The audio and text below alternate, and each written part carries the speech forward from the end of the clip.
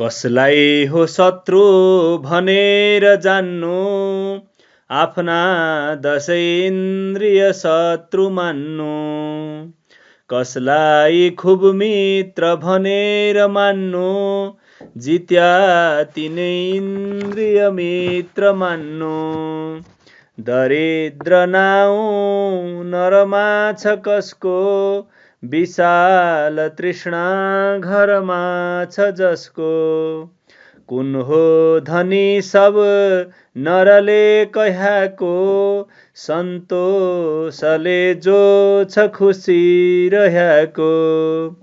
जिउँदै मर्याको भनी नाउँ कसको, उद्धम बिना बित्दछ काल जसको। कुन हो सबैले गुरु भन्नु पर्न्या, जो हो हितैको उपदेश गर्न्या।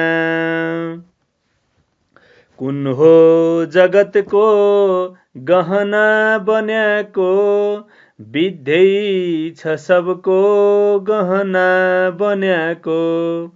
कुन सत्य हो सत्य कसोरी जान्नु, जुन प्राणीको हित छ उही सत्य मान्नु। जुन प्राणीको हित छ उ सत्य मान्नु। नमस्कार, जो लोपा। भानुभक्त आचार्यको प्रश्नोत्तर कविताका केही श्लोकहरू भाइहरूलाई पस्किँदै आजको विषयवस्तुतिर प्रवेश गर्न चाहन्छु। आदरणीय अभिभावकज्यूहरू, मेरा प्यारा प्यारा विद्यार्थी भाइ बहिनीहरू, कीर्तिपुर नगरपालिकाद्वारा सञ्चालित नेवा एफएम 106.6 मेगाहर्जबाट प्रसारण हुने रेडियो शिक्षा कार्यक्रममा कीर्तिपुर नगरपालिका वडा नम्बर 4 स्थित सशस्त्र प्रहरी बल कल्याणकारी सेवाबाट सञ्चालित नेपाल एपीएफ स्कुलबाट नेपाली विषय शिक्षक म केदार प्रसाद भण्डारी यहाँहरू सबैमा हार्दिक नमन गर्दछु। मेरो आवाजलाई यहाँहरूको रेडियो सेटसम्म पुर्याउन सहयोग गर्नुहुने नेवा एफएमका प्राविधिक मित्र युनिक साक्य भाइलाई हार्दिक धन्यवाद दिन चाहन्छु। मलाई आशा छ भाइ बहिनीहरू रेडियो सेट अगाडि कपी, कलम, किताब जस्ता पाठ्य सामग्री सहित उपस्थित भइसक्नु भएको छ।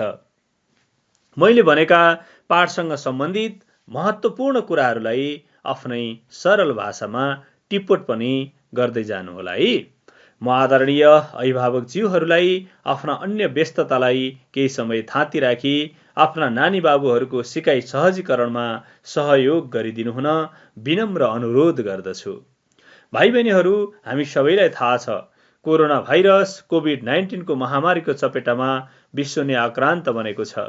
हाम्रो देश पनि चैत्र 11 गतेदेखि लकडाउनको अवस्थामा थियो। बीचमा लकडाउन खुकुलो भए पनि समस्या उस्तै रहेको छ, झन बढ्दै गएको छ। भाइ बहिनीहरूको शैक्षिक सिकाइ क्रियाकलाप पनि बन्दकै अवस्थामा छ। आशा गरौँ चाँडै विद्यालय खुलोस्, कोरोनाको औषधि पत्ता लागोस्, हामी धेरैलाई स्वास्थ्य लाभ होस्। यो सामान्य रोग हो, यसलाई चाहिँ हामी आफै एकदम राम्रोसँग सुरक्षित भएर बस्न सक्यौँ भने, यससँग प्रतिरोधात्मक शक्ति वृद्धि गर्न सक्यौँ भने पक्कै पनि यो रोगलाई परास्त गर्न सकिन्छ भन्ने भावना राखेर उच्च मनोबल बनाएर घरमै बस्नु भएको छ। घरमै बस्नु होला, तर शैक्षिक सिकाइ क्रियाकलापलाई अलिकति ध्यान दिनु होला भन्ने आग्रह गर्न चाहन्छु। भाइ बहिनीहरू, सहज अवस्था नहुँदासम्म हामी सुरक्षित भएर बसौँ। घर बाहिर ननिस्कौँ, निस्किनु पर्दा पनि अलि सुरक्षित भएर निस्क्यौँ। मास्कको प्रयोग गरौँ, सेनिटाइजरको प्रयोग गरौँ। भाइ बहिनीहरू, समय झन विकराल बन्दैछ।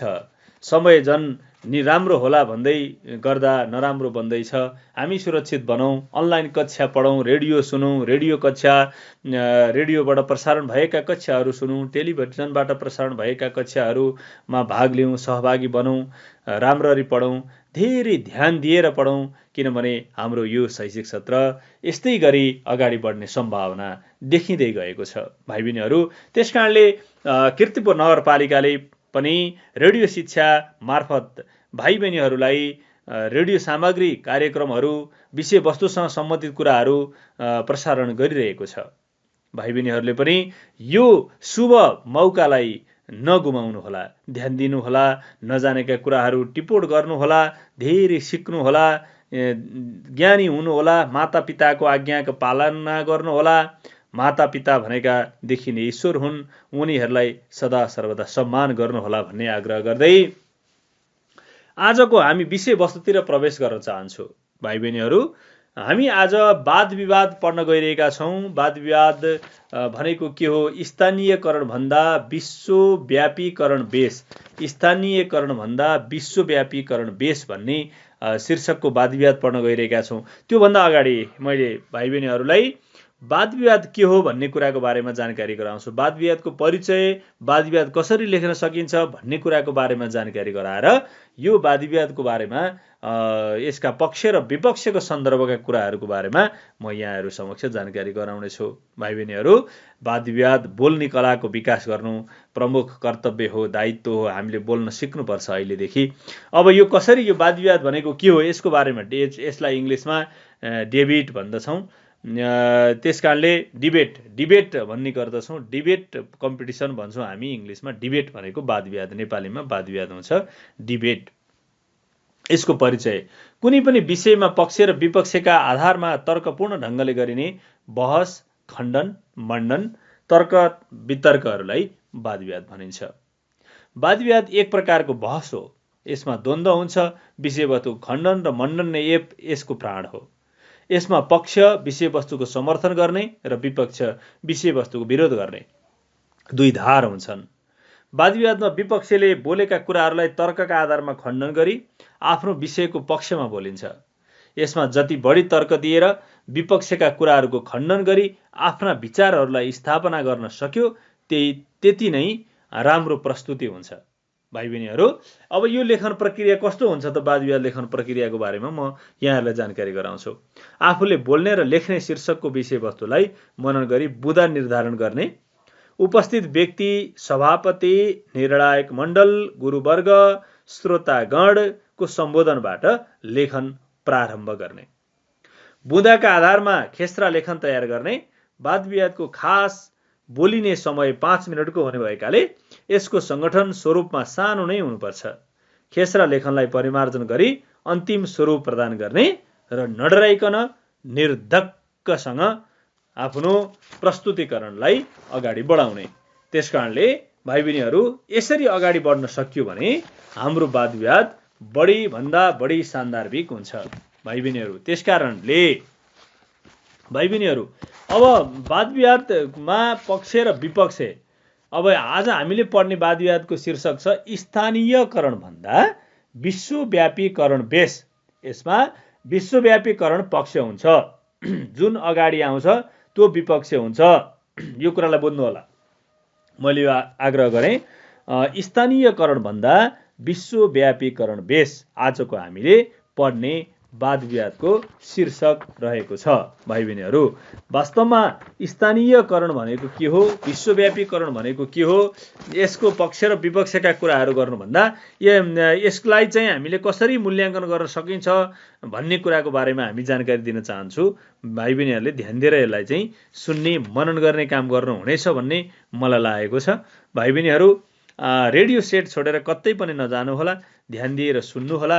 हामीले चाहिँ यहाँ भनिएका कुराहरू वास्तवमा के छ त, यसमा के फरक छ, स्थानीयकरणमा के छ, विश्वव्यापीकरणमा के छ, यी कुराको बारेमा हामी आज भाइ बहिनीहरूलाई जानकारी गराउनेछौँ। त्यसकारणले भाइ बहिनीहरू, हामी वास्तवमा स्थानीयकरण भन्दा विश्वव्यापीकरण बेस आजको शीर्षक। अब यहाँ सम्बोधन सहित यो सुरुवात गरिन्छ। वाद विवाद गर्दा, वक्तृत्व गर्दा जहिले पनि हामीले सम्बोधन गर्छौँ। सम्बोधन गरिसकेपछि सम्बोधन पश्चात यहाँले आफूलाई महत्त्वपूर्ण तर्कहरू प्रस्तुत गर्दछौँ। भाइ बहिनीहरू, हामीले विशेषतः बुझ्नुपर्ने कुराहरू के हुन सक्छ भने स्थानीयकरण भनेको के हो, विश्वव्यापीकरण भनेको के हो भन्ने कुराको बारेमा यहाँ चाहिँ स्थानीय विश्वव्यापीकरण बेस भन्ने कुराहरूको बारेमा म भाइ बहिनीहरूलाई जानकारी गराउँछु। वास्तवमा विश्वव्यापीकरण बिनाको दुनियाँ अब कल्पना पनि गर्न सकिँदैन। आजको युग खुला उदार र प्रतिस्पर्धाको युग हो, कम्पिटिसनको युग हो। अबको संसारका हरेक मुलुक एक्लै बाँच्ने अवस्था छैन। विकासोन्मुख देशहरूका लागि आवश्यक पर्ने पुँजी र प्रविधि विकसित देशहरूबाट उपलब्ध हुन्छ भाइ बहिनीहरू। त्यसैले विकसित देशहरूले कच्चा पदार्थ र श्रम विकासोन्मुख देशहरूबाट लिन्छन्। अब वस्तु, श्रम, पुँजी, प्रवृत्ति विश्वभर आदान प्रदान गर्ने अवस्था सिर्जना गर्ने भएको हुँदा विश्वव्यापीकरण नै अत्यन्त उत्तम हुन्छ भन्ने खालको तर्कहरू पनि राख्न सकिन्छ। त्यति मात्र होइन, मानिसलाई चाहिने वस्तु, ज्ञान, विज्ञान, प्रवृत्ति, पुँजी, श्रम आदि सबै ठाउँमा समान रूपमा पाइँदैनन्। आजको मानिसमा असीमित इच्छा र आवश्यकताहरूको परिपूर्ति एउटै ठाउँ र एउटै देशबाट सम्भव छैन। त्यसकारणले काम हुने ठाउँमा काम गर्ने मानिस हुँदैनन्, कहीँ मानिसहरू हुन्छन् काम हुँदैन र बेरोजगार बस्नुपर्ने हुन्छ। विश्वव्यापीकरणसँगै यी सबै समस्या समाधान हुन्छ। एउटा देशमा जन्मिएको मान्छे संसारमा गएर जागिरको अवसरहरूलाई सदुपयोग गर्न सक्छ। त्यसकारणले भाइ बहिनीहरू, वास्तवमा आज नेपालको कुल आम्दानीको 1/4 भन्दा बढी हिस्सा वैदेशिक रोजगारबाट आउने रेमिट्यान्सले धानेको छ। यो सबै विश्वव्यापीकरणले सम्भव भएको हो भन्ने कुरालाई हामी बुझ्न सक्छौँ भाइ बहिनीहरू। वास्तवमा विश्वव्यापीकरणका राम्रा पक्षहरूका कुराहरूको बारेमा यहाँहरूले ध्यान दिनुहोला। त्यसपछि म स्थानीयकरणको बारेमा म भाइ बहिनीहरूलाई जानकारी गराउँछु। वास्तवमा कुनै कुरालाई सानो क्षेत्र वा खण्डमा सीमित गर्नु स्थानीयकरण हो। स्थानीयकरणले मानिसलाई सानो घेरामा कैद गर्छ, सङ्कुचित बनाउँछ। त्यसकारणले स्थानीयकरणभन्दा स्थानीयकरणमा नातावाद, कृपावाद, कोसेलीपात जस्ता प्रवृत्तिले प्रश्रय पाउँछ भाइ बहिनीहरू। तर विश्वव्यापीकरणमा यो सम्भावना छैन। आफ्नो क्षमता प्रदर्शन गरेर विश्वव्यापीकरणमा अगाडि बढ्न सक्ने सम्भावना रहन्छ। त्यसकारणले भाइ बहिनीहरू, वास्तवमा विश्वव्यापीकरण संसारभर स्वीकार गरेका लोकतन्त्र, वाक स्वतन्त्रता, मानव अधिकार, बालिक मताधिकार, अन्तर्राष्ट्रिय सन्धि, अभिसन्धि पक्षधर हुन्छन्। स्थानीयकरण अनुदार अर्थतन्त्रको चरित्र हो भने विश्वव्यापीकरण उदार अर्थतन्त्रमा आधारित रहेको हुन्छ। यसकारणले हामी विश्वव्यापीकरणका कुरा गरिरहेका छौँ। विश्वव्यापीकरणमा भाइ बहिनीहरूले ध्यान दिएर सुन्नुहोला। वास्तवमा विश्वव्यापीकरण भनेको के हो र विश्वव्यापीकरणमा धनी देशका धनी मानिसको मात्र अवसर पाउँछन् भन्ने कुराहरूलाई चाहिँ यो गलत हो। वास्तवमा विश्वव्यापीकरणमा सामान्य प्रतिभावान व्यक्तिहरूले पनि अवसर प्राप्त गर्दछन्। त्यसकारणले अब विश्वव्यापीकरणमा उपभोक्तालाई वस्तु छान्ने अवसर हुन्छ। यसले गर्दा गुणस्तरयुक्त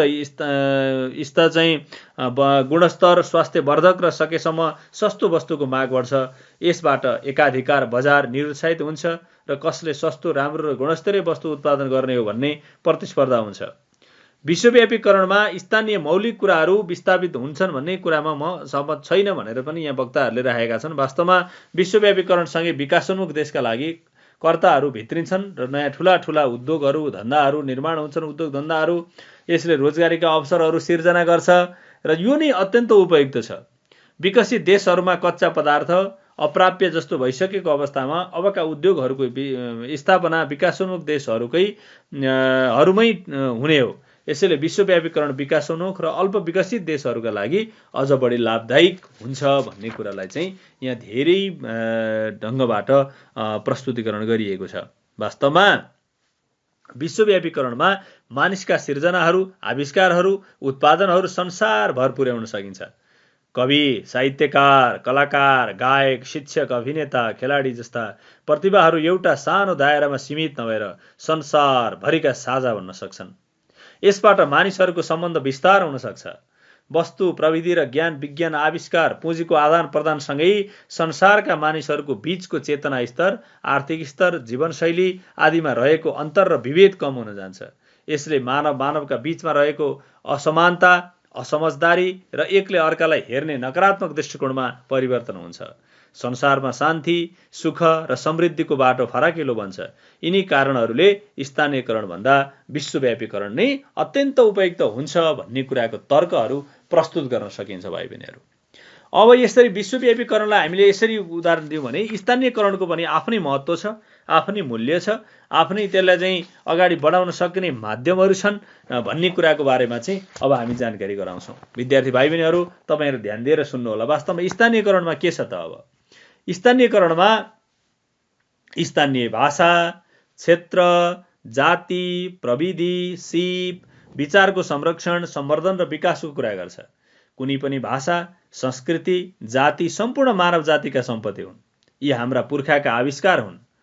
तिनमा मानव जातिको इतिहास सुरक्षित हुन्छ। मान्छेले आफ्नो बाल्य परिवेशमा सिकेका भाषा, सिप, चालचलनहरू चाहेर पनि भुल्न सक्दैन। ती उसका लागि प्रिय हुन्छन्। ती उसका लागि जीवन पद्धति बनिसकेका हुन्छन्। तिनमै उनको पहिचान बनिसकेको हुन्छ। मानिसले आफ्नो पहिचान गुमाउन सक्छ र विश्वव्यापीकरणमा मान्छेको आफ्नो पहिचान गुम्न सक्छ, तर स्थानीयकरणमा मान्छेको पहिचान गुम्दैन। त्यसकारणले स्थानीयकरण यस्तै अधिकार र कर्तव्यको घोतक हो। र विश्वव्यापीकरण विश्व बजार बहुराष्ट्रिय कम्पनीका हातमा हुन्छ। बहुराष्ट्रिय कम्पनीका मालिकहरू, सेयरवालाहरू सम्पन्न र शक्तिशाली देशकै मानिसहरू हुन्छन्। हामी जस्तो सामान्य विकासोन्मुख देशका मानिसहरूले अवसर पाउन सक्ने सम्भावना अत्यन्त कम रहन्छ। अनि गरिब र पिछडिएका क्षेत्रका मानिसहरूको बहुराष्ट्रिय कम्पनीमा कसरी काम पाउन सक्छन्? सम्भावना धेरै कम छ। पाए पनि सस्तो र शारीरिक श्रम गर्ने काम मात्र पाउने हुन्। अर्कातिर रोबोट र मेसिनले काम गर्ने हुनाले मानवीय श्रमको काम घट्छ र बेरोजगार बढ्ने डर हुन्छ। स्थानीयकरणमा स्थानीय स्तरमै रोजगारी उपलब्ध हुन्छ। आफ्नै थात थलोमा बसेर, आफ्नै जन्मिएको ठाउँमा बसेर बस्न पाउँदा, काम पाउँदा मानिसहरू अत्यन्त खुसी हुन्छन् र विश्वव्यापीकरणमा यस्तो अवसरहरू प्राप्त हुन सक्दैन। विश्वव्यापीकरण सम्पन्न र शक्तिशाली पक्षमा छ, विपन्नहरूका अहितमा छ। विश्वव्यापीकरणले विकसित र बलियाको भाषा, उनीहरूसँगै संस्कृति, उनीहरूकै प्रविधिलाई संसारभर फैलाउँछ। जो धनी छ उसैले आर्थिक लगानी गर्छ। आफूले लगानी गर्ने उत्पादन कम्पनीहरूमा उसको आफ्नै भाषा, आफ्नै प्रविधि, आफ्नै संस्कृति लागू गर्छ। यसैले विश्वव्यापीकरण भनेको संसारका धनी देशहरू र धनी मानिसहरूका लागि उपयुक्त छ, गरिब र विपन्नहरूका लागि होइन। विश्वव्यापीकरणमा मानिस र उसको प्रतिभा, क्षमता, सिप, सिर्जना र आविष्कारलाई बजारिया वस्तुका रूपमा लिइन्छ। यसले मानवको अस्मिता र महत्त्वलाई अवमूल्यन गर्छ। यसबाट दया, माया, प्रेम, सद्भाव, समवेदना जस्ता मानवीय विशेषताहरू निष्प्रभावी बन्छन्। स्थानीयकरणमा आफ्नो मानवीय मूल्य, मान्यता र अस्मिताको रक्षा हुन्छ। त्यसैले विश्वव्यापीकरण भन्दा स्थानीयकरण अत्यन्त महत्त्वपूर्ण छ भन्ने कुराहरू पनि यहाँ आएका छन् भाइ बहिनीहरू। त्यसकारणले वास्तवमा भन्ने हो भने स्थानीयकरण विश्वव्यापीकरण र वातावरण विनाशको मुख्य कारक हो। विश्वव्यापीकरणसँगै ठूला उद्योग र कल कारखानाहरू बने, शहरीकरण बढ्दै गयो, वन जङ्गल मासिँदै गयो, यसबाट वातावरण प्रदूषण बढ्दै गयो, ओजन तहको विनाश हुन थाल्यो। यसबाट पृथ्वीमा जीवनको अस्तित्व नै सङ्कटमा परेको छ। स्थानीयकरणमा साना र घरेलु उद्योगहरूमा जोड दिइन्छ। यसैले शहरीकरणलाई नियन्त्रण गर्छ, वन जङ्गलको संरक्षण गर्छ र हानिकारक ग्यास उत्पादन गर्ने कारखानाहरूमा नियन्त्रण गर्छ। त्यसैले हामीले विश्वव्यापीकरणमा होइन, स्थानीयकरणमा जोड दिनु आवश्यक छ। वास्तवमा विश्वव्यापीकरणले स्थानीय मौलिक कुराहरूलाई पनि राम्रो गर्छ भन्दै धेरै अगाडिका कुराहरू पनि आए, तर ती कुराहरू होइन रहेछन् भन्ने कुराको बारेमा चाहिँ उल्लेख गर्न सकिन्छ। वास्तवमा विश्वव्यापीकरणमा नाफाका अगाडि दौडिने शहरी जीवनमा व्यक्त, मेसिन र सूचना प्रविधिमा रमाउने भएपछि मानवीय सम्बन्धहरू कमजोर हुन्छन्। भौतिक वस्तुहरूप्रतिको बढ्दो मोहसँगै अनि सुविधा भोगी सामानहरूको बढ्दो उत्पादनसँगै मानिस खाने, पिउने, मोजमस्ती गर्ने अर्थात् भोगवादी बन्ने हुन्छ।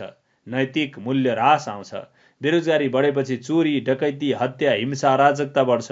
यस्तो अवस्थामा हात हतियार हुनेहरू बलियाहरूको बोलवाला हुन्छ। स्थानीयकरणमा भने आफ्नो क्षमता अनुसार जोसुकैले पनि ठूलो काम पाउने अवस्था हुन्छ। सामुदायिक विकास हुन्छ, आत्मनिर्भरता बढ्छ, राष्ट्रिय स्वाभिमान, राष्ट्रिय गौरव र पुर्खाहरूका गौरवको संरक्षणमा सहयोग पुग्छ। परम्परागत मूल्य, मान्यता, स्थानीय सम्पदा, जैविक विविधता आदिको संरक्षण हुन्छ। गाउँ गाउँसम्म, टोल टोलसम्म चेतना पुग्छ। यसरी वास्तवमा स्थानीयकरण नि अत्यन्त उत्तम हुन्छ भन्ने खालका कुराहरूले चाहिँ यहाँ बुझ्न सकिन्छ। त्यसकारणले स्थानीयकरण र विश्वव्यापीकरण दुईटै एक आपसका पूरक हुन् भाइ बहिनीहरू। तर वास्तवमा यो वादविवादमा जसले तार्किक शक्तिको विकास गर्न सक्छ, जसले तर्कको विकास गर्न सक्छ, तर्कलाई राम्रोसँग प्रस्तुतिकरण गर्न सक्छ, त्यही नै विजेता हुनेछ भाइ बहिनीहरू। वास्तवमा हामीले स्थानीयकरण र विश्वव्यापीकरणका बारेमा यसरी बुझ्यौँ। भाइ बहिनीहरूलाई यसलाई अलि ध्यान दिएर सुन्ने मनन गर्ने काम गर्नुहुनेछ भन्ने लागेको छ। वास्तवमा यसरी स्थानीयकरण र विश्वव्यापीकरणका कुराहरूलाई हामीले कसरी मूल्याङ्कन गर्न सक्छौँ भने विश्वव्यापीकरणका दुष्प्रभाव हटाउन स्थानीयकरण आवश्यक छ भन्ने कुराहरूको बारेमा अलिकति जानकारी गराउन चाहन्छु भाइ बहिनीहरू। वास्तवमा विश्वव्यापीकरणका दुष्प्रभाव थुप्रै देखिएका छन्। यिनलाई हटाउन आवश्यक भइसकेको छ। विश्वव्यापीकरणका उत्पादनहरू तत्कालको आवश्यकता पूरा गर्ने खालका मात्रै हुने गर्छन्, क्षणिक हुन्छन्, ती धेरै टिकाउ र संग्रहणीय हुन सक्दैनन्। त्यसैले स्थानीयकरण गरेर विश्वव्यापीकरणको दुष्प्रभाव हटाउन आवश्यक भएको छ। आज विश्वव्यापीकरण वातावरणीय विनाशको मुख्य कारक बनेको छ। ठुल्ठुला उद्योग तथा कल कारखानाहरू खुल्ने, शहरीकरण हुँदै जाँदा वन जङ्गल नासिँदै गएको छ। यसले गर्दा आज वातावरण दूषित बनेको छ। यसै गरी वातावरण प्रदूषित भएका कारण ओजन तहको नाश भई पृथ्वीमा जीवनको अस्तित्व सङ्कटग्रस्त बनेको छ। यस्ता नकारात्मक कुराहरूमाथि नियन्त्रण गर्ने काम स्थानीयकरणले मात्रै गर्न सक्छ। स्थानीयकरणले मानिसहरूलाई जाति, धर्म र परम्परा, क्षेत्र आदिका आधारमा विभाजन गर्नुका साथै सबैलाई प्रोत्साहित गर्ने, संरक्षण गर्ने काम गर्छ। विश्वव्यापीकरणले स्थानीय मौलिकता र बहुउपयोगी वस्तुहरूलाई विस्थापित गर्ने काम गर्छ। यसले गर्दा स्थानीय मौलिक उत्पादनहरू कमजोर हुने गर्छन्। स्थानीय तहका पेसा, संस्कृति, परम्परा आदि कुरा लोप हुने जोखिम बढ्छ। विश्वव्यापीकरणले स्थानीय मौलिक वस्तुप्रति विकर्षणको भाव पैदा गराइदिने हुनाले यस्तो संरक्षण स्थानीयकरणबाटै सम्भव रहेको देखिन्छ। स्थानीय उत्पादनहरू बढी टिकाउ, भरपर्दो र संग्रहणीय हुने हुनाले यसतर्फ सबैको ध्यान जानु अत्यन्त आवश्यक रहेको छ।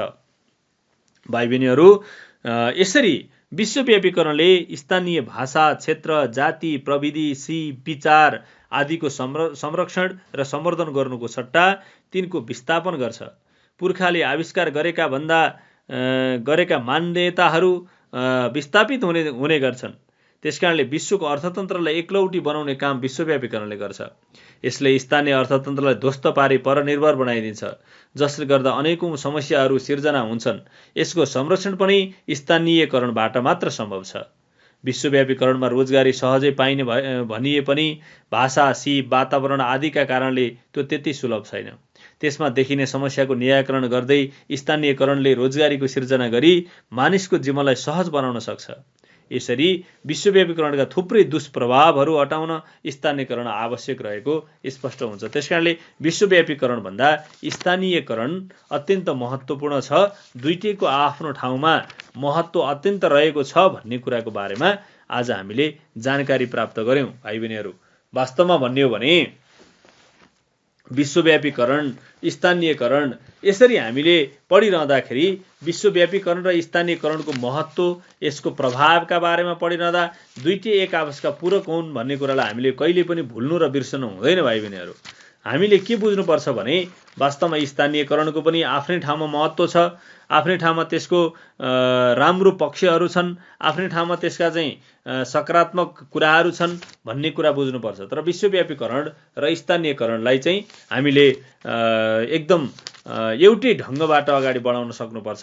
स्थानीयकरणको पनि आफ्नै पहिचानहरू छ, आफ्नै राम्रा संस्कार र संस्कृतिका कुराहरू सिक्नलाई स्थानीयकरण महत्त्वपूर्ण छ भने टेक्नोलोजीका कुराहरू, प्रविधिका कुराहरू सिक्न विश्वव्यापीकरण महत्त्वपूर्ण छ भन्ने कुरालाई चाहिँ हामीले मनन गर्नुपर्ने हुन्छ। भाइ बहिनीहरू, वास्तवमा यसरी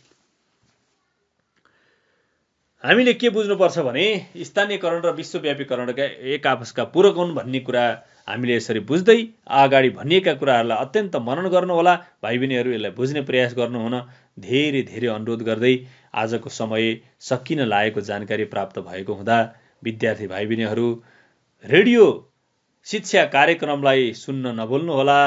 तपाईहरुको दिन शुभ रहोस् भन्ने कामना गर्दै अर्को कक्षामा फेरि भेट हुने बाचा गर्दै आजलाई बिदा हुन चाहन्छु। हवस् त, यहाँहरुको दिन शुभ बितोस्, शुभ रहोस्, जय होस्, मंगल होस्, कल्याण होस्। नमस्कार, जोजोलोपा।